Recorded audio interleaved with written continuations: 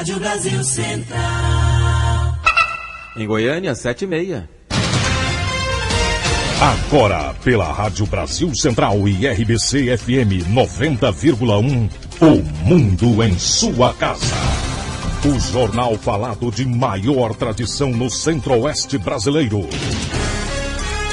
O Mundo em sua casa. A informação em cima do fato. Um mundo de notícias no começo do dia. O Mundo em sua casa tem a marca da Rádio Brasil Central e da RBC FM 90,1.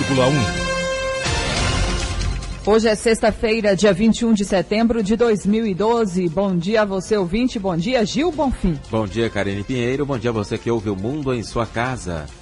O Mundo em sua casa.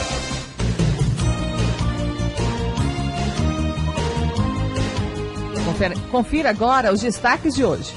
Mulher é detida com 1.200 munições em casa.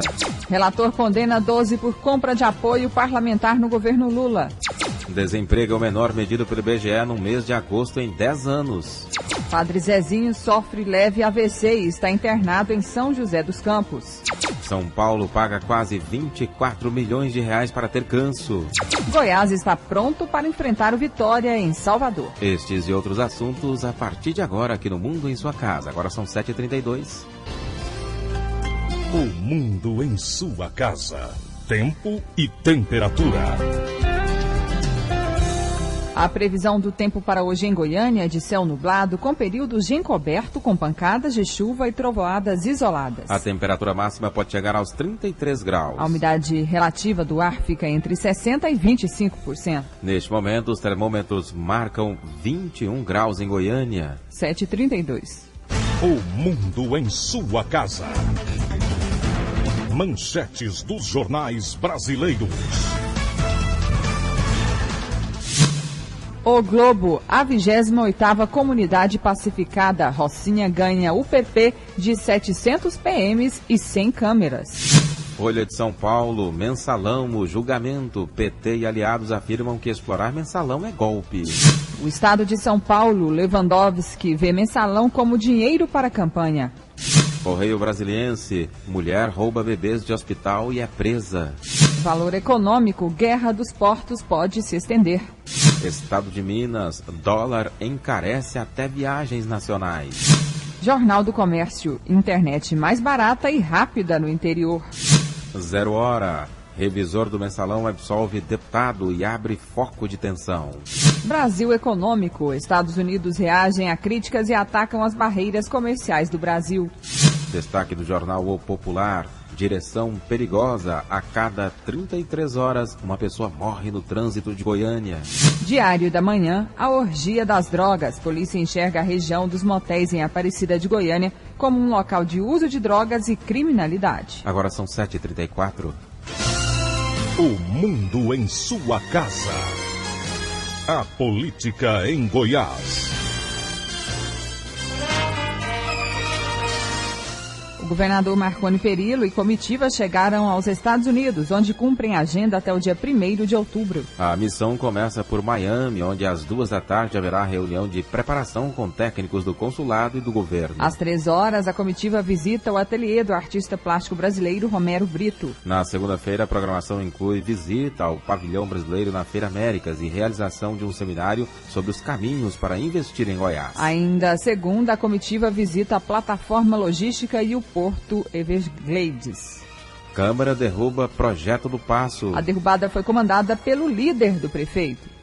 O líder do prefeito na Câmara Municipal de Goiânia, vereador Clécio Alves, trabalhou pela rejeição de projeto da Prefeitura para a construção de casas populares na Cidade Verde. Clécio explica que não é contra a construção das moradias. O problema, segundo ele, seria o local escolhido, uma praça recém-construída no setor. Foi uma luta nossa com os moradores para construir o asfalto e também para construir uma praça, a única praça que tem no bairro. No local onde veio, através desse projeto, a desafetação lá, a alteração primitiva para construir equipamento de moradia. moradia.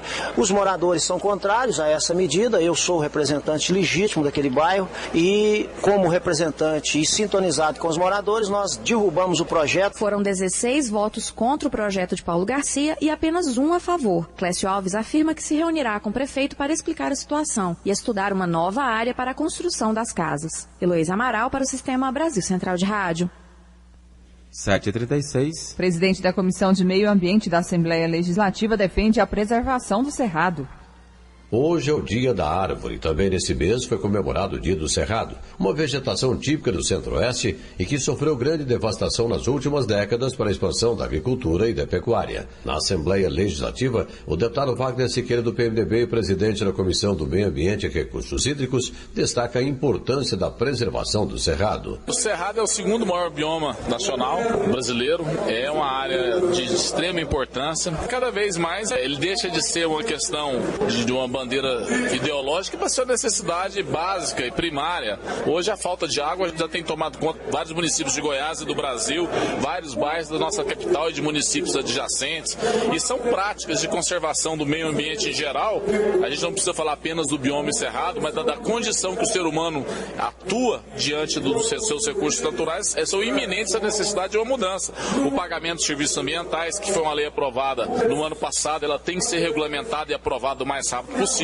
O ICMS ecológico, que também já está para ser regulamentado há mais de um ano, traz ferramentas de incentivo financeiro para as prefeituras com práticas ambientais, ou seja, que tenham o cuidado necessário com seus resíduos, que é o lixo, seu resíduo doméstico, seu resíduo de construção civil, práticas de reutilização de água da chuva, tarifas diferenciadas, IPTU verde, não IPTU não verde. Então é necessário que a gente crie ferramentas econômicas, financeiras, para que o ser humano possa entender que isso deixou de ser uma coisa que, se a gente não cuidar, no futuro a gente pode pagar um preço que já milhões e milhões de brasileiros já estão pagando. Nossos recursos naturais estão cada vez mais limitados e nós temos que ter uma atenção muito especial. O Dia do Cerrado, ele me lembra esse alerta, que é necessário agir. O Cerrado é considerado um bioma rico em plantas medicinais e esse tem sido um outro fator que favorece a sua depredação.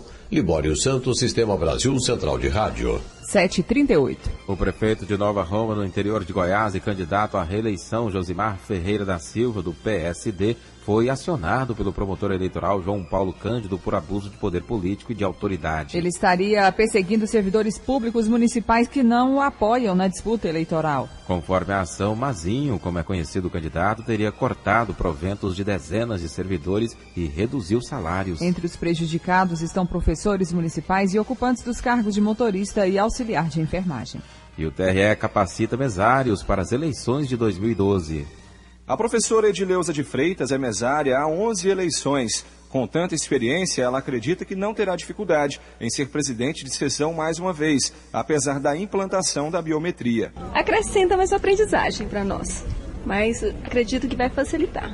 O Tribunal Regional Eleitoral começou a capacitação dos presidentes de mesa que vão trabalhar nas eleições de outubro. O treinamento começou pelos presidentes das 194 sessões pertencentes à primeira zona eleitoral da capital. Daniele do Prado, que é chefe de cartório, explica que o objetivo principal é explicar como funciona a nova urna com identificação biométrica. Esse ano nós fizemos o recadastramento biométrico dos eleitores de Goiânia, né? E vamos utilizar a urna biométrica nessas eleições. Então esse treinamento é com esse objetivo de passar essa novidade, né, para os presidentes que já têm uma certa experiência, já trabalham conosco há algum tempo, mas em razão dessa novidade, né, nós vamos reforçar no treinamento de hoje. Para Edileuza, será mais um desafio que ela vai cumprir com muito orgulho. Eu acredito muito nesse trabalho voluntário e não remunerado. Nessa contribuição, a gente está dando exemplo para a comunidade, que o bem comum ele é executado sem interesses materiais, mas sim pelo bem comum, pelo ser,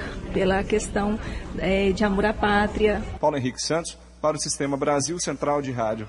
7h40. Candidato à Prefeitura de Goiânia, Rubens Donizete, faz campanha no Jardim Califórnia. O candidato à Prefeitura de Goiânia pelo Partido Socialista dos Trabalhadores Unificados, PSTU, percorreu ruas e avenidas do Jardim Califórnia e região nesta quinta-feira. Segundo o prefeitável, conversar com os moradores é a melhor forma de perceber os problemas da cidade. Eles abrem a porta para nós, nos recebem com muita alegria e, acima de tudo, nós vemos nas manifestações, nas colocações dessas pessoas, que realmente são as pessoas que vivem a realidade de Goiânia, a realidade de uma cidade desigual, muita sinceridade e desejo de fazer as transformações necessárias para que todos sejam felizes, que não vivam numa cidade só para os ricos. Nós queremos uma cidade integrada com os trabalhadores e quem realmente vai fazer essa diferença são essas pessoas das quais nós fazemos essas visitas. À tarde, Rubens Donizete se reuniu com representantes do Sindicato dos Trabalhadores Comerciários e encerrou a agenda em reunião com apoiadores da sua campanha em busca de recursos financeiros. Segundo ele, quem financia a campanha política tem poder de decisão sobre os eleitos e, por isso, vai em busca dos trabalhadores. O financiamento de campanha determina tudo e é no processo eleitoral, nesse financiamento, que já começa o processo de corrupção e de venda dos cargos. Nós dizemos, o povo vota, mas não decide. Márcia Alves para o Sistema Brasil Central de Rádio. 7h41. O mundo em sua casa. Sistema Brasil Central de Rádio, de olho no voto. Confira agora a agenda dos candidatos em Goiânia.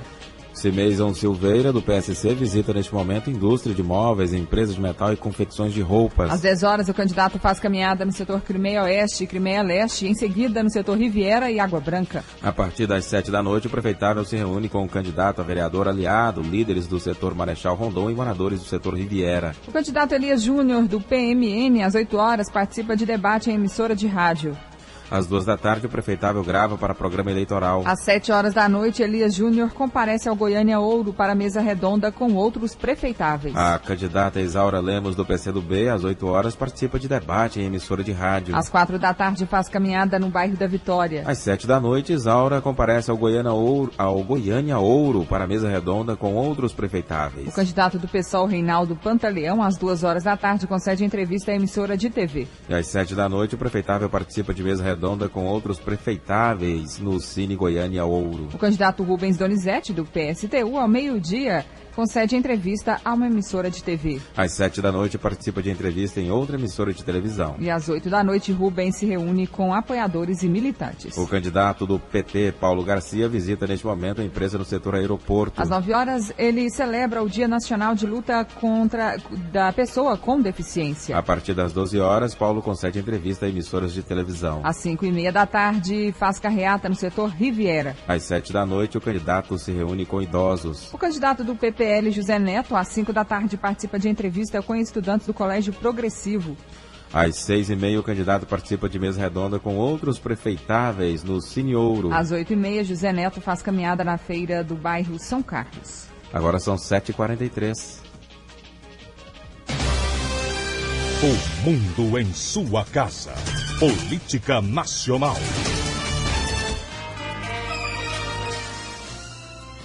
O Datafolha divulgou ontem uma nova pesquisa de intenção de voto sobre a disputa pela Prefeitura de São Paulo este ano. Em relação à pesquisa anterior, Russomano foi de 32% para 35%, Serra de 20% para 21% e Haddad, de 17%, caiu para 15%. O Tucano se isolou no segundo lugar na disputa. E o Ministério da Justiça negou o pedido feito pela CPI do Cachoeira para que a Polícia Federal oferecesse proteção ao contador Gilmar Carvalho Moraes e a mulher dele, a ex-mulher dele, Roseli Pantoja. Os dois são apontados como proprietários de empresas fantasmas ligadas à organização comandada por Carlinhos Cachoeira. A alegação do Ministério da Justiça é de que o pedido deveria ser feito ao governo do Distrito Federal. O pedido da CPI foi feito em agosto, após a informação de que o casal havia sofrido ameaças de morte. No depoimento à comissão, Roseli Pantoja negou ser dona da empresa Alberto Pantoja Construções, o que gerou suspeitas de que o nome dela tenha sido usado indevidamente pela organização. Já o ex-marido de Roseli alegou ter sido ameaçado por conta de uma dívida, o que o obrigou a atuar como laranja. STF encerra a sessão do julgamento do mensalão desta quinta-feira com 12 condenações. O julgamento será retomado na segunda-feira. Relator do mensalão no Supremo Tribunal Federal, o ministro Joaquim Barbosa votou pela condenação de 12 réus do processo sobre crimes relacionados à compra de apoio político nos primeiros anos do governo Lula. Eles são ligados ao PP, PTB, PR, o ex-PL e o PMDB. Na votação, o ministro atribuiu os crimes de corrupção passiva, lavagem de dinheiro e formação de quadrilha de forma diferente aos réus. Logo após, o revisor do caso, o ministro Ricardo Lewandowski, iniciou seu voto, que deverá terminar na próxima segunda-feira. Segundo Joaquim Barbosa, ficou comprovado a realização de transferências milionárias de 55 milhões de reais por réus ligados ao PT. Na 26ª sessão de julgamento, o relator apontou que Roberto Jefferson, delator do esquema em 2005, recebeu recursos ilícitos do PT para garantir o apoio de seu partido ao governo Lula. Com efeito, ciente da origem ilícita dos recursos e, inclusive, na condição de autor de um dos crimes antecedentes, o de corrupção passiva,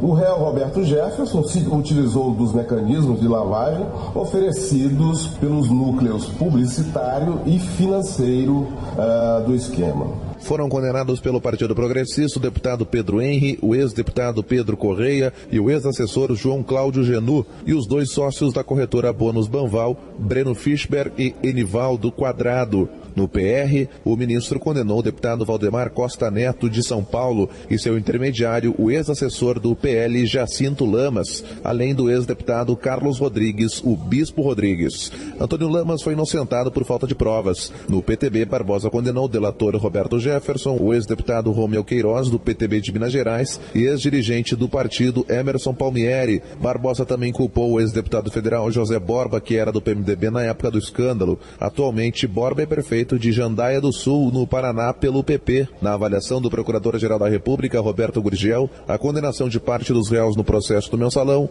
advertirá empresários e políticos sobre os riscos de caminharem para as práticas ilegais. Esse julgamento é um marco na história do país, e se o resultado for aquele que o Ministério Público espera, eu não tenho dúvida que ele repercutirá sim. Quer dizer, que certas práticas, infelizmente muito frequentes na política brasileira, tendem pelo menos a ser reduzidas, ou pelo menos a despertar uma preocupação e um temor maior. Em 2005, Jefferson disse que o PT, sob o comando do então ministro da Casa Civil, José Dirceu, havia organizado um esquema de distribuição de recursos para a compra de apoio no Congresso. De Brasília, Ronaldo Berwanger. 7h48. A Câmara Municipal de Foz do Iguaçu, a cidade que abriga a segunda maior comunidade muçulmana do Brasil, está envolvida numa controvérsia. A Câmara de Vereadores quer que as mulheres muçulmanas não sejam obrigadas a tirar o véu ao fazer fotos para documentos. São 22 mil pessoas de origem árabe na cidade. Quase todas muçulmanas. Por isso é comum ver mulheres usando o hijab, que é o lenço que cobre a cabeça. O problema é que na hora de tirar fotos para documentos com carteiras de identidade de motorista, as muçulmanas têm que tirar o lenço. No Instituto de Identificação do Paraná, por exemplo, são proibidos acessórios como brincos, piercings e lenços. Eleições nos Estados Unidos. Uma pesquisa eleitoral divulgada ontem nos Estados Unidos mostrou que a divulgação de um vídeo em que o candidato republicano Mitt Romney critica eleitores do presidente Barack Obama já fez estragos. Obama ampliou a vantagem para 5% sobre Mitt Romney. Na quinta-feira, os dois fizeram campanha na Flórida, um estado-chave na corrida para a Casa Branca. Lá, Obama tem uma vantagem mais estreita, 2% na frente de Romney. 7h49. O mundo em sua casa. Se a sua empresa busca reconhecimento, anuncie em uma emissora de credibilidade. Rádio Brasil Central 1270, AM, ondas curtas e tropicais. A certeza de resultado. Qualidade com alcance em todo o território nacional. Ligue 3201-7686. Rádio Brasil Central, comunicando com o mundo.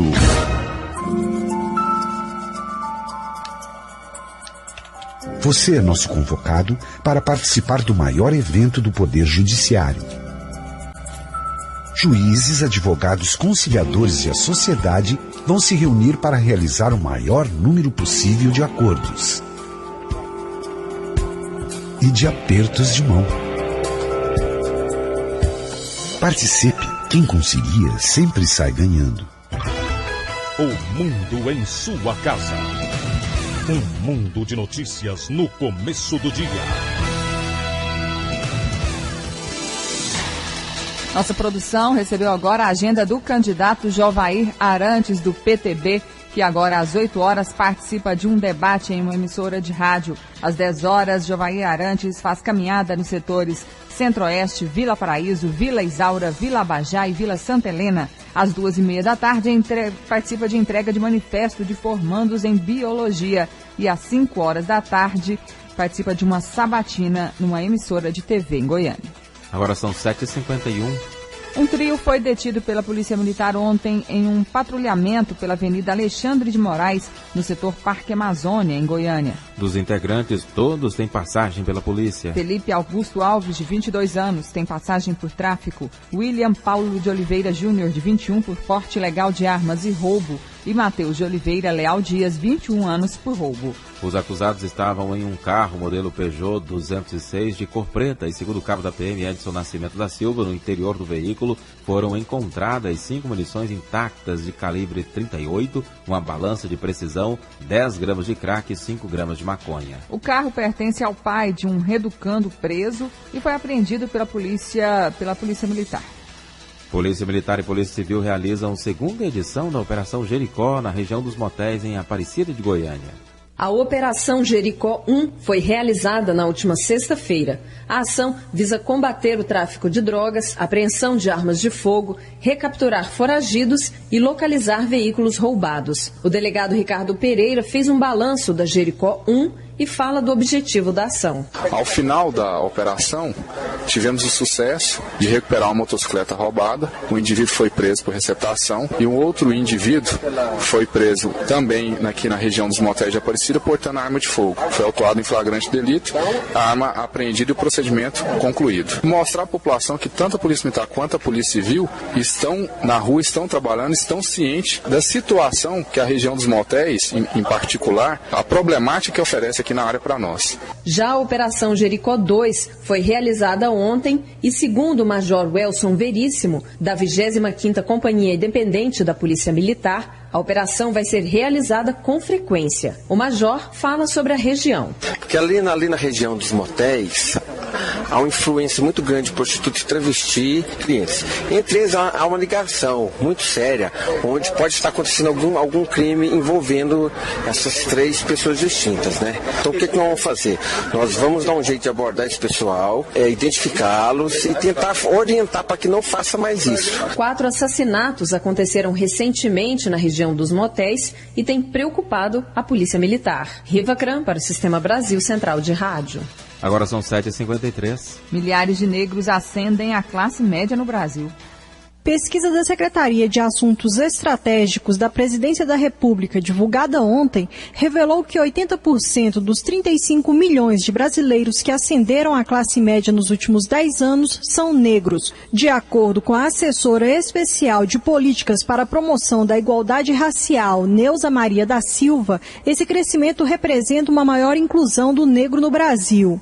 Isso representa uma inclusão de pessoas que estavam fora do processo de acesso aos bens e serviços, estão tendo maiores oportunidades de ter acesso aos bens e serviços para ter melhor qualidade de vida. Isso não só em Goiás, mas também para todo o Brasil. Neuza Maria também destacou que mais pessoas estão se identificando como negras. Devido às políticas de ações afirmativas, mais pessoas começaram a se identificar enquanto negras no Brasil. Começam a perceber que ser negro também é vantagem, tem qualidades, que a maioria da população negra ajudou na construção desse país e que foi uma parte que não foi mostrada. Para finalizar, a assessora apontou que a política de cotas nas universidades é importante para esse processo de ascensão dos negros à classe média. A política de cotas oferece oportunidades que antes eram negadas. Quando você entra numa universidade, quando você detém o conhecimento, você tem condição de competir com igualdade para conseguir melhores cargos nas empresas, nos concursos públicos, fazer pesquisas, E isso vai mudando o modo de pensar e a qualidade de vida das pessoas. A Secretaria de Assuntos Estratégicos da Presidência da República considera classe média as famílias com renda per capita entre R$ 291 e R$ 1.019 por mês. Lorena Borges para o Sistema Brasil Central de Rádio. E a Secretaria de Assuntos Estratégicos da Presidência da República divulgou também que atualmente mais da metade da população brasileira faz parte da classe média, o que significa um total de 104 milhões de brasileiros. Nos últimos 10 anos, houve a inclusão de 35 milhões de brasileiros na classe média. A estimativa é que, mantidas a taxa de crescimento e a tendência de queda nas desigualdades dos últimos 10 anos, a classe média chegue a 57% da população brasileira em 2022. Vamos saber detalhes sobre este assunto com o Paulo Borges Campos, ele que é economista. Bom dia. Bom dia, Karine. Bom dia, Gil. Bom dia, ouvintes da RBC. Paulo, o resultado da pesquisa representa que o brasileiro está melhorando de vida? Esse tem sido o comportamento de boa parte da sociedade brasileira, representada aí pela chamada classe C, né, que em termos numéricos são mais de 100 milhões de brasileiros, que nos últimos anos ascenderam do ponto de vista social, do ponto de vista econômico, consumindo mais, naturalmente forçando uma expansão da economia, né, melhorando seus indicadores sociais, ampliando as condições de desenvolvimento, e é óbvio que isso é positivo para o país. Podemos dizer que a distribuição de renda hoje em dia no país ela é mais justa ou não?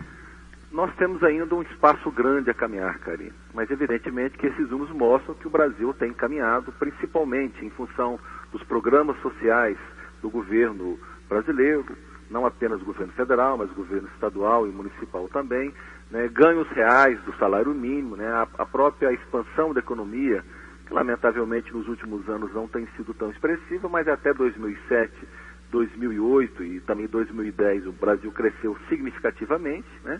Uma expansão do crédito, a expansão do emprego. Portanto, esses fatores acabaram colaborando, né, para a expansão dessa chamada classe média, particularmente a classe C, e evidentemente melhorando aí os indicadores sociais, indicadores de desenvolvimento do país. A pesquisa prevê que até 2022 a classe média chegue a 57% da população brasileira. Essa estimativa, ela combina com o atual crescimento econômico do país? Essa sua pergunta é interessante porque em 2011 e agora em 2012 o Brasil deve crescer bem abaixo, né, de 2% ao ano, que é um número muito ruim para o país. Esse número de 57% até 2022, evidentemente que trabalha com um cenário um pouco melhor, né? Nós acreditamos que a economia brasileira precisa recuperar, o governo precisa tomar medidas que promovam a maior inclusão desses que ainda não conseguiram entrar, né, nesses mais de 100 milhões de brasileiros, e vamos apostar que isso aconteça. Agora, evidentemente que precisa ter políticas públicas, né, que promovam aí uma inclusão desses que estão fora, principalmente através do estímulo à expansão da economia. Agora, quais são os investimentos que devem ser feitos daqui para frente no país para a manutenção desse quadro? Bom, existe uma questão importante que eu sempre tenho dito, que é o equilíbrio das contas públicas. Lamentavelmente, os governos gastam mal. Os recursos públicos nem sempre são direcionados para áreas prioritárias, né, como educação, saúde e segurança. Portanto, a primeira tarefa é o governo fazer o dever de casa, equilibrando as suas contas públicas e gastando com mais responsabilidade. Economista Paulo Borges Campos, nós agradecemos a sua entrevista aqui ao Mundo em Sua Casa. Um bom dia. Bom dia a você, Gil, a Karine e aos ouvintes da RBC. O economista Paulo Borges Campos Júnior fazendo uma avaliação sobre o anúncio da Secretaria de Assuntos Estratégicos da Presidência da República, que divulgou dados que revelam que atualmente mais da metade da população brasileira faz parte da classe média, o que significa um total de 104 milhões de brasileiros. Agora são 7h59. Delegacia de Crimes de Trânsito envia inquéritos para o Poder Judiciário e espera maior punição para motoristas que forem flagrados dirigindo embriagados. Um total de 32 inquéritos já concluídos referentes a prisões em flagrante de motoristas embriagados foram encaminhados nesta quinta-feira ao Poder Judiciário pelo titular da Delegacia que apura crimes de trânsito, delegado Valdir Soares.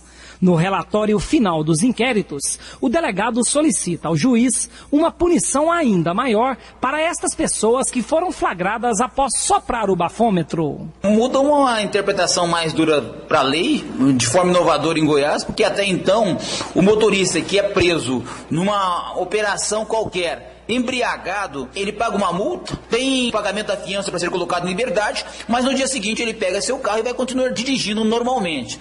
O que acontece agora é que nós estamos pedindo a suspensão da habilitação desses motoristas por 5 anos. Consequentemente, ele vai ter que fazer novo curso de preparação, vai ter que ter uma nova instrução para poder novamente obter essa habilitação. Nós vimos aqui pelo perfil que a maioria são homens, acima de 25 anos, dirigem à noite, são de todas as atividades, pedreiro, empresário, músico, mas eles não estão preocupados. A vida noturna em Goiânia tem agradado muito eles. Eles têm tratado a lei seca com desprezo. Nós estamos na Semana Nacional de Trânsito e nós vamos dar um presentinho a esses motoristas, que é a suspensão da habilitação por 5 anos. É mais uma medida intimidatória, considerando que nossa capital morre uma pessoa por dia. É uma situação gravíssima e é em razão dessas pessoas, das famílias que choram seus entes queridos mortos, é que nós vamos endurecer o entendimento da lei. Desde o ano passado, todos os motoristas bêbados que se envolvem em acidentes com mortos ou feridos em Goiânia já são autuados pelo titular da Delegacia de Trânsito, com base no Código Penal. Aulus Rincon, para o Sistema Brasil Central de Rádio. 8:02. A Polícia Militar apreendeu ontem à noite cerca de 1.200 munições em uma casa no Conjunto Veracruz, em Goiânia. Segundo a PM, eles chegaram até a residência após receberem uma denúncia anônima. Ainda de acordo com a PM, as munições estavam escondidas em um guarda-roupa, em uma estante. Além das munições, foram encontrados um revólver calibre .357 de uso restrito e uma pistola 380. A moradora da casa foi detida. Ela disse aos policiais que as armas e as munições pertencem ao marido e que não sabia o que ele fazia com o material. A polícia apurou que o homem é suspeito de alugar armas para assaltantes que fazem roubo de carga e também de participar de outros assaltos. O Ministério Público realiza seminário de combate aos crimes cibernéticos. O seminário Desafios no Combate ao Crime Cibernético foi promovido pelo Ministério Público Estadual por meio do Centro de Apoio Operacional Criminal. De acordo com o promotor Bernardo Boclin, o objetivo do evento era aprimorar os profissionais de direito que se relacionam com as novas tecnologias. Nós temos visto que a demanda e a utilização dos meios eletrônicos para comércio, para a vida cotidiana tem aumentado demais. E isso tem também aumentado uma demanda e vai aumentar ainda mais uma demanda nos tribunais de ações. Nós temos tido muitas fraudes, bancos, instituições financeiras, comerciais que têm sido vítimas, pessoas que estão sendo vítimas de estelionato e outros crimes como difamação, injúria.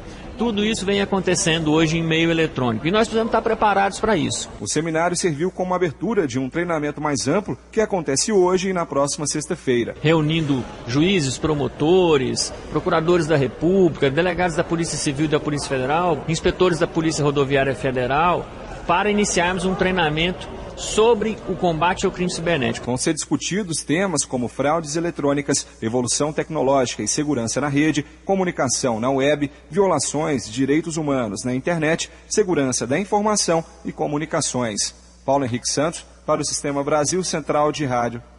8:04. Participação ao vivo do repórter Libório Santos. Bom dia. Olha, muito bom dia ouvintes da Brasil Central. Últimas 24 horas com 24 acidentes, 6 feridos e 2 vítimas fatais. E antes de mais nada, voltamos a fazer aquele lembrete aos motoristas. As chuvas estão chegando e logo no início desse período, normalmente o asfalto fica muito escorregadio e aumenta muito o risco de acidente. Portanto, todo cuidado ainda é pouco. Os acidentes mais graves foram saída de pista na GO 237, quilômetro 15, entre Uruaçu e Niquelândia. Moto placa BYL59BZ de Uruaçu, o condutor Juliano Lautens Challenger, vítima fatal. Atropelamento de pedestre, BR-060, quilômetro 113, entre Anápolis e Goiânia, caminhão Mercedes-Benz, placa ATR-6243 de Cascavel, Paraná. O motorista saiu ileso, vítima fatal não identificada, sexo masculino. Libório Santos, Sistema Brasil Central de Rádio. O mundo em sua casa. Um mundo de notícias no começo do dia. Justiça determina a faculdade que indenize a aluna por curso não reconhecido. A faculdade Unievangélica terá de indenizar uma aluna em R$15 mil por danos morais e R$7.853 por prejuízos materiais. Graziela Ferraz fez um curso de higiene dental e gerência odontológica na instituição e depois de concluir a graduação descobriu que o curso não era reconhecido pelo Conselho Regional de Odontologia. A informação é do Tribunal de Justiça do Estado de Goiás. 8h05. Sindicato dos Agentes Lotéricos desaprova a lei que obriga a instalação de portas giratórias na entrada das lojas. As casas lotéricas de Goiânia terão de instalar portas giratórias como medida de segurança conforme decreto-lei da Prefeitura. Mas o presidente do Sindicato dos Empresários Lotéricos de Goiás, Antônio Staciarini, diz que os empresários do setor foram pegos de surpresa. Nós entendemos que, quando do fórum da discussão, nós deveríamos ter sido consultados, né? O vereador autor do projeto, ele deveria ter procurado o sindicato e escutar essas ponderações, haja visto que praticamente inviabiliza essa aplicação dessa lei na maioria das lojas em Goiânia, pelo tamanho das lojas e, consequentemente, essas pessoas, os clientes, teriam que ficar na parte externa da loja, coisa que inviabiliza até a segurança desse pessoal que ficaria pelo lado de fora. O dirigente também avalia que a medida não aumenta a segurança. Há alguns anos a gente vem, juntamente com a Polícia Militar, trocando assim, informações, trocando opiniões. A área técnica nos orientou que a melhor maneira de combater esses crimes que acontecem nas lotéricas, como o assalto, seria pela blindagem, e isso realmente tem inibido. E a grande maioria das lojas de Goiânia hoje são lojas blindadas. Ao contrário do pensamento de Staciarini, a dona de casa Maria Senira concorda com a legislação. Porque evita passar coisa de metais, né, arma, eu acredito que aumenta a segurança. O montador de móveis, André Ferreira, também concorda com a instalação de portas giratórias nas lotéricas. Inibe a ação dos bandidos, deixando mais aquela sensação de segurança e voltando àquela questão de que o bandido só entra quando ele vê a facilidade. Goiânia tem 116 casas lotéricas, que têm 180 dias para se adaptarem à legislação. Wilton Vieira, para o Sistema Brasil Central de Rádio. 8h07. Teatro Goiânia vai ser reinaugurado hoje. Após quase 3 anos fechado, sem receber espetáculos, o Teatro Goiânia finalmente será entregue hoje à noite ao seu público favorito, a Sociedade Goiana. O secretário de Estado de Cultura de Goiás, Gilvani Felipe, lamenta que o teatro tenha ficado tanto tempo fechado para a reforma e ressalta que agora ele está entregue novamente ao setor cultural goiano. O governo passado, que promoveu uma pseudo-reabertura do teatro no dia 28 de dezembro de 2010, na verdade o deixou completamente incompleto. As obras ainda faltavam muito, né, para serem concluídas. Toda a parte de bastidores, toda a parte de iluminação estava ainda por ser feita. Quando nós entramos, então, nós priorizamos isso aí, passamos o ano passado inteiro tentando concluir as obras do Teatro Goiânia, gastamos nesta atual gestão cerca de R$700 mil para poder concluir as obras. Gilvani salienta ainda outra dificuldade para a reabertura do teatro: a ausência de pessoal técnico capacitado. Nós tivemos muita dificuldade porque o governo anterior tinha demitido todos os técnicos do Teatro Goiânia. Nós escolhemos para chefiar essa equipe lá no Teatro Goiânia o experiente Carlos Brandão. O nome dele repercutiu muito positivamente aí no meio cultural. Nós estamos muito contentes, né, com essa notícia, poder estar reabrindo e devolvendo à sociedade goiana e goianiense aquele espaço nobre da nossa cultura. A reabertura do Teatro Goiânia acontece hoje à noite, às 20 horas, onde, entre outras atividades culturais, como a apresentação da Orquestra Filarmônica de Goiás, também será lançado oficialmente o Festival Canto da Primavera, que acontece na cidade de Pirenópolis. A Secretaria de Cultura do Estado informa que já estão pré-agendadas 78 apresentações no Teatro Goiânia até o fim do ano. Eva Taut para o Sistema Brasil Central de Rádio. E para falar mais sobre a reabertura do teatro, vamos conversar agora com o chefe de unidade do Teatro Goiânia, Carlos Brandão. Bom dia. Carlos Brandão, bom dia. Bom dia. Estou ouvindo vocês. Qual que é a expectativa hoje, então, com a reabertura do Teatro Goiânia? Sabe, pela repercussão que teve essa reabertura na cidade inteira, junto aos artistas e grupos que se mobilizaram para preencher a pauta do teatro, Eu acredito que vai ser uma bela noite hoje de reabertura, porque a cidade estava sedenta do teatro aberto. Então nós vamos ter uma casa cheia, com um belo espetáculo da Orquestra Filarmônica de Goiás e Roberto Correia falando. Carlos Brandão, o teatro tem agenda até o fim do ano. São espetáculos regionais ou de todo o país? São espetáculos locais de alguns estados do país e até do exterior. Nós temos um espetáculo na Espanha também, que foi agendado nesse começo de setembro. A previsão de preços praticados serem mais populares, o que muda no Teatro Goiânia a partir de agora? Olha, a coisa do preço dos ingressos, quem determina é sempre o produtor do espetáculo, não é? Nós vamos ter uma semana agora, logo após hoje, do dia 22 até o dia 30, com espetáculos locais. Vamos estar praticando preços bem populares, 10 e 5, 20 e 10, nessa semana. Mas depois de 2 de outubro até 21 de dezembro, aí são os produtores que colocam os valores. Nós estamos facilitando na coisa do aluguel. Os artistas locais vão pagar um preço diferenciado dos artistas de fora. A programação do ano que vem já tem uma previsão do que deve abrigar o Teatro Goiânia? O secretário de Cultura, Giovanni Felipe, ele criou um conselho de pauta para definir a pauta do teatro. Então, nós vamos receber a partir de 1º de dezembro os pedidos para o primeiro semestre de 2013. Então, esse conselho de pauta vai se reunir de 15 em 15 dias para ir definindo a pauta. Mas a previsão é de que tenha um pedido muito grande de espetáculos. Nós temos telefonemas assim todos os dias, várias pessoas querendo o teatro para o ano que vem, daqui, do Rio e de São Paulo. E como que o artista e o produtor podem agendar as datas no Teatro Goiânia? Nós temos um e-mail para onde as pessoas podem enviar o seu pedido, que é o teatrogoianiapauta@gmail.com. Então você envia o seu pedido para esse e-mail e esse e-mail você de pauta trabalha com ele. Agora o espetáculo hoje é gratuito? É gratuito, hoje é entrada franca.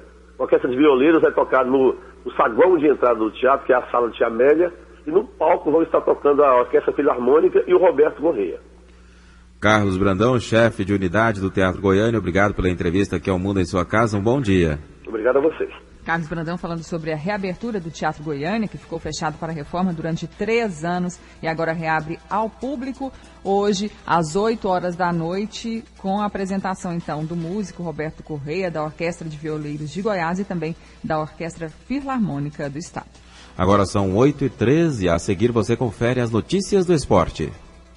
O mundo em sua casa. O Jovair da Saúde tem solução. Goiânia Med, 300 mil pessoas que podem ser cadastradas, 700 hospitais, laboratórios, mais de 1.400 médicos especialistas. Com Jovair Prefeito, você também pode ter. Quando a gente acredita, todo sonho se realiza. Goiânia Med é saúde pra cidade. Com Jovair, o sonho vira realidade. Goiânia Med. Coligação Goiânia 24 horas. O mundo em sua casa. O jornal falado de maior tradição no Centro-Oeste brasileiro.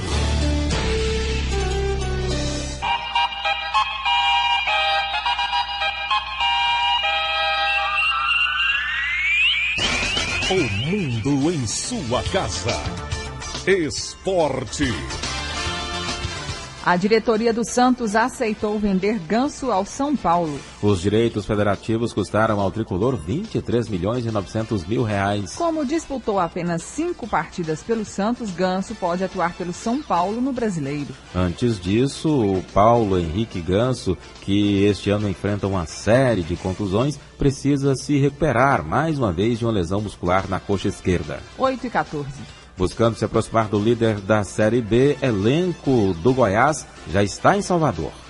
A delegação do Goiás chegou ontem por volta de 11h30 da noite na capital baiana para enfrentar o líder da Série B, o Vitória, amanhã às 4 horas no Barradão. O Goiás busca a 7ª vitória fora de casa no Campeonato Brasileiro para diminuir a diferença dele, Goiás, para o líder Vitória de 5 para 2 pontos. O técnico Anderson Moreira faz mistério e só vai confirmar a escalação amanhã no vestiário do Barradão. O atacante Yarley cumpriu suspensão diante do Atlético Paranaense e será a principal novidade, possivelmente no lugar de Renan Oliveira. A diretoria oferece uma premiação de R$5.000 para cada jogador titular por uma vitória diante do líder, o rubro-negro baiano. Amanhã às 16h no Barradão. Depois de enfrentar o Vitória, o Goiás vai jogar novamente fora de casa. Sexta-feira que vem contra o Guaratinguetá, em São José dos Campos.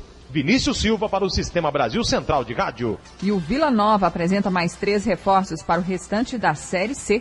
A delegação vilanovense segue daqui a pouco para o Rio de Janeiro, onde amanhã vai enfrentar o Duque de Caxias pelo Campeonato Brasileiro da Série C.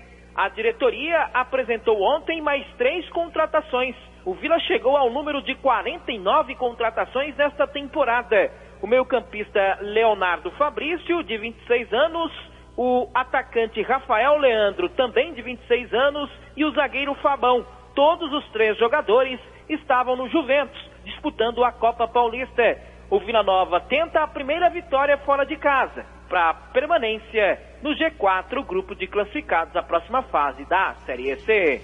Eric Maravilha, para o Sistema Brasil Central de Rádio. Agora são 8h16. Atlético realiza hoje o último coletivo antes do jogo de domingo. O técnico Arthur Neto define hoje à tarde no estádio Antônio Ascioli o time do Atlético que entra em campo contra o Flamengo no próximo domingo pela Série A do Campeonato Brasileiro. Os ingressos já estão sendo vendidos, R$40 a arquibancada, 60 a cadeira. Torcedor com a camisa do Atlético vai poder pagar meia entrada. Em relação a datas de jogos, na semana que vem o Atlético jogaria fora de casa contra o Náutico nos Aflitos no domingo. Mas esse jogo foi antecipado para o sábado às 6h30 da tarde. Então Atlético e Náutico às 6h30 da tarde do sábado da semana que vem. Já que a delegação atleticana, no domingo, direto de Recife, já vai para Santiago, no Chile, onde na quarta-feira subsequente, no dia 3 de outubro, enfrenta o time do Universidade Católica pela Copa Sul-Americana. Então essas 2 datas a diretoria do Atlético conseguiu alterar, passando de domingo para sábado o jogo contra o Náutico pelo Campeonato Brasileiro e também mudando o jogo do dia 26, seria na semana que vem, na próxima quarta-feira, em Santiago, no Chile, para o dia 3 de outubro. Paulo Massad para o Sistema Brasil Central de Rádio. 8h18. Estas foram as notícias do esporte. O mundo em sua casa. A informação em cima do fato. 24% das cartas e encomendas do país estão sendo entregues com atraso devido à greve dos funcionários dos Correios, segundo a estatal. A empresa também informou que, assim como ontem, menos de 10% dos trabalhadores cruzaram os braços nesta quinta-feira. A greve será julgada no plenário do Tribunal Superior do Trabalho nos próximos dias. Enquanto isso, ainda é esperada uma negociação, o que é pouco provável, já que a empresa de Correios e Telégrafos ofereceu 5,2%, mas os trabalhadores pedem 43,7%, alegando perdas desde 94. Além disso, a categoria cobra o plano de saúde, outro ponto fundamental, como explica o secretário-geral do Sindicato dos Trabalhadores dos Correios em Goiás, Eliseu Pereira da Silva. Nós não podemos, de forma alguma, abrir mão do nosso plano de saúde, haja visto que esse ainda é o único benefício que, de fato, compensa trabalhar no Correio. Porque, em termos de salário, nós temos um salário achatado, vimos lutando para melhorar ele ao longo dos anos e não tem já havido melhora. Com relação à determinação do TST de manter 40% dos serviços em funcionamento durante a greve, o sindicato rebate com a afirmação da diretoria da empresa, que informou a participação de apenas 6% dos funcionários no movimento. Mesmo assim, em Goiás, como nos outros 19 estados e mais Distrito Federal, alguns serviços estão comprometidos. É o que afirma o coordenador de suporte dos Correios de Goiás, Ataíde Henrique Júnior. Está sendo muito demandado nesse momento por pessoas que querem fazer postagens de objetos não urgentes, e aí a gente, nesse caso, recomenda que se aguarde o fim da greve, porque a prioridade é para a entrega de objetos urgentes. A empresa reforça que não pode alterar a proposta para os funcionários, que a decisão agora cabe ao Tribunal Superior do Trabalho. Toda decisão hoje depende do Tribunal Superior do Trabalho. Claro que as partes ainda podem continuar tentar chegar a um acordo, mas a decisão ela vai ser dada por um árbitro, no caso específico aí, a ministra do TST. Yara Galvão para o Sistema Brasil Central de Rádio. 8h20. A Rádio Brasil Central, com a reportagem sobre o papel da Defensoria Pública da jornalista Yara Galvão, ficou em segundo lugar na categoria Rádio Jornalismo do Prêmio OAB de Jornalismo. Outros veículos que integram a rede vinculada da Agência Goiana de Comunicação do Governo de Goiás também foram premiados. Na categoria Telejornalismo, a TV Brasil Central alcançou o primeiro lugar com a reportagem de Juliana Junqueira sobre a Comissão da Verdade em Goiás. Já o terceiro lugar ficou com a repórter Fran Rodrigues pela matéria sobre os baixos índices de aprovação no exame da OAB. A repórter Gabriela Louredo, do site Goiás Agora, conquistou o segundo lugar na categoria Web Jornalismo, com a reportagem sobre o perfil dos presidiários em Goiás. Agora são 8h21. E hoje é o Dia da Árvore e a Secretaria de Meio Ambiente e Recursos Hídricos promove uma série de ações educativas relacionadas ao meio ambiente para comemorar essa data. Apresentações culturais, palestras educativas e trilhas ecológicas são algumas das atividades que serão realizadas em comemoração ao Dia da Árvore.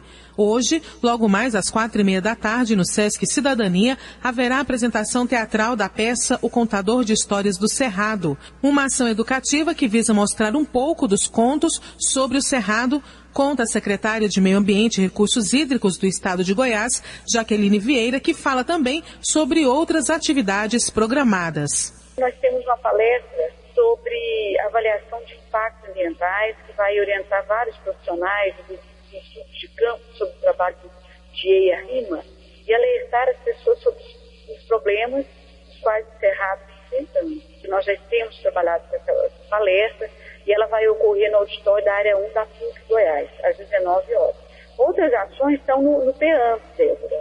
Lá no Parque Estadual Altamiro Moura Pacheco, nós vamos receber alunos de escolas da rede pública para palestras, um dia de palestras e de trilha. Na Faculdade Evangélica, os universitários também vão contar com palestras ambientais. E no dia 24 de setembro, a equipe do SEMAR vai estar no Colégio Âncora, no dia 25 no Colégio Estadual Aécio Oliveira de Andrade. Na segunda-feira, dia 24, ainda comemorando o Dia da Árvore, os alunos do Programa de Erradicação do Trabalho Infantil do Jardim Novo Mundo promoverá a oficina de reaproveitamento de tecidos através do artesanato. A oficina terá início às 2h da tarde. Débora Orcida para o Sistema Brasil Central de Rádio. 8h23. Vazamento de esgoto causa morte de peixes em córregos de Goiânia. A suspeita é de que tenha ocorrido um acidente nas obras de contenção da água. O vazamento começou nessa semana e já causa prejuízos ao meio ambiente. Próximo ao local onde está o vazamento, é possível ver água suja, com espuma e vários peixes mortos. De acordo com o delegado do meio ambiente, Luciano Carvalho, o dano ambiental foi grande. Nós estivemos no local, policiais da delegacia, bem como solicitamos também levantamento técnico local pelo órgão municipal de meio ambiente e também da Polícia Científica. Nós podemos verificar que, como ocorreu também no início do ano, nós instauramos um procedimento, teve um deslizamento de terra, um rompimento daquela mesma tubulação de rede de esgoto e agora, fazendo a correção daquele deslizamento, ocorreu um novo transbordamento. E vimos aí que houve mortandade de peixes, fizemos a confrontação, ou seja, a montante, os peixes estão lá vivos, ajusantes, realmente morreram. O dano ambiental foi muito grande, trata realmente de um crime de poluição. Agora, nós queremos, e o local diz que o responsável ou os responsáveis pelo acidente foi a empresa que está fazendo a reparação, fazendo ali, construindo gaviões na margem do rio Capimpuba. Pelo menos a marca está lá, é da MOB, né? O crime de poluição pode ser punido com até 4 anos de reclusão.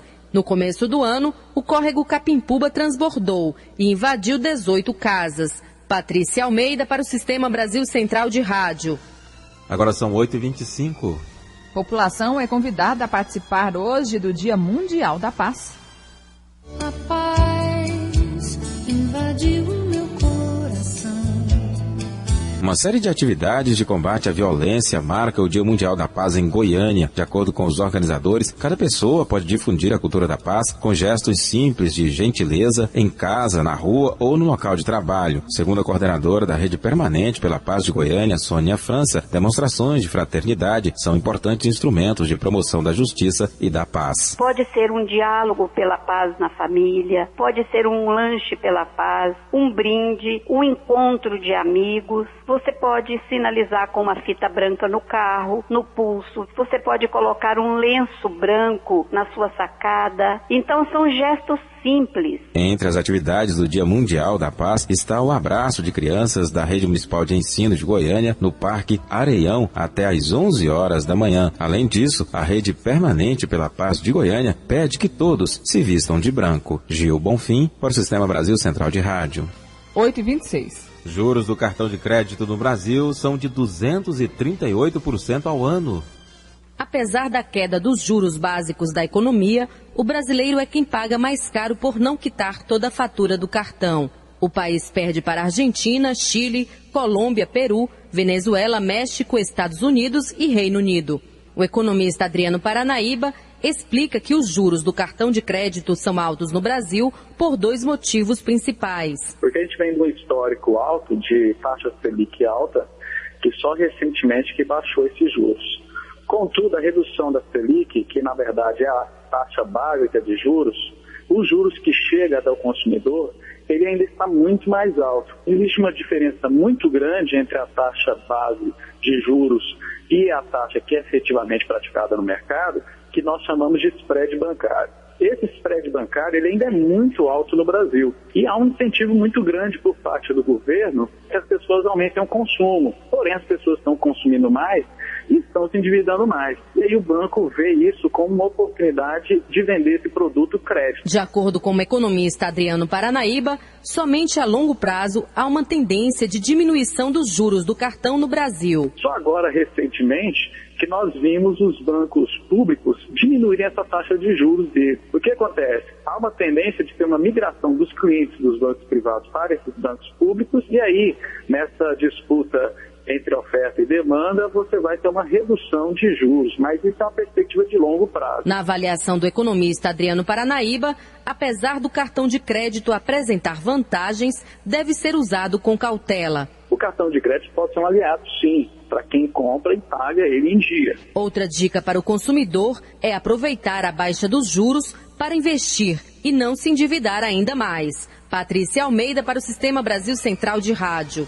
8h28. O governo estuda ampliação das unidades VaptVupt e transferência do comando das unidades para organizações sociais.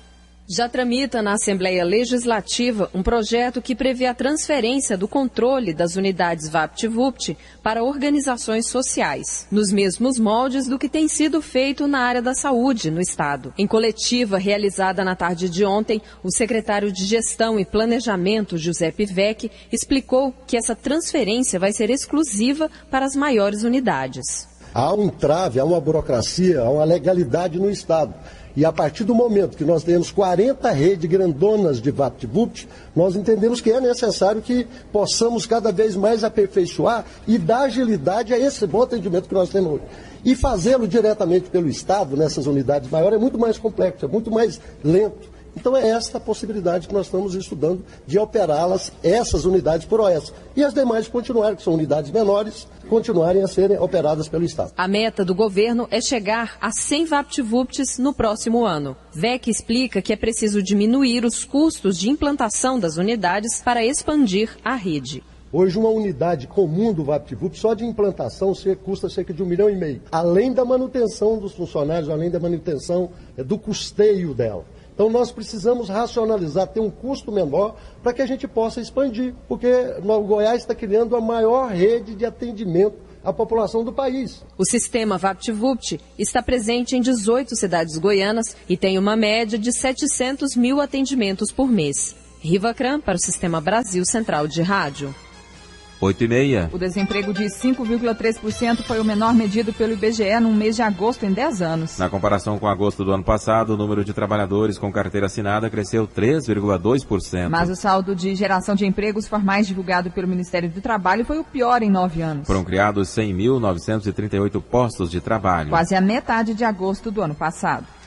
O escritor e cantor José Fernandes de Oliveira, conhecido como Padre Zezinho, foi vítima de um leve acidente vascular cerebral, um AVC do tipo isquêmico. O religioso, que mora em Taubaté, no interior de São Paulo, foi levado para o Hospital Pio XII, em São José dos Campos, onde permanece internado. Segundo os médicos, o diabetes pode ter provocado a falta de circulação em uma área do cérebro, afetando a memória e a fala do sacerdote. Padre Zezinho é autor de 1.500 canções religiosas, tendo gravado 120 discos e escrito pelo menos 55 livros. Agora são 8h31 e termina aqui mais uma edição de O Mundo em Sua Casa, que teve a apresentação de Karine Pinheiro e Gil Bonfim. Redação e edição, Adam Mendes, Antônio Correia e Marcelo Cabral. Direção de estúdio, Luzane Gomes. Chefes de reportagens, Ione Chagas e Almir Costa. Operação de áudio, Otair José. Central Técnica, Leandro Franco.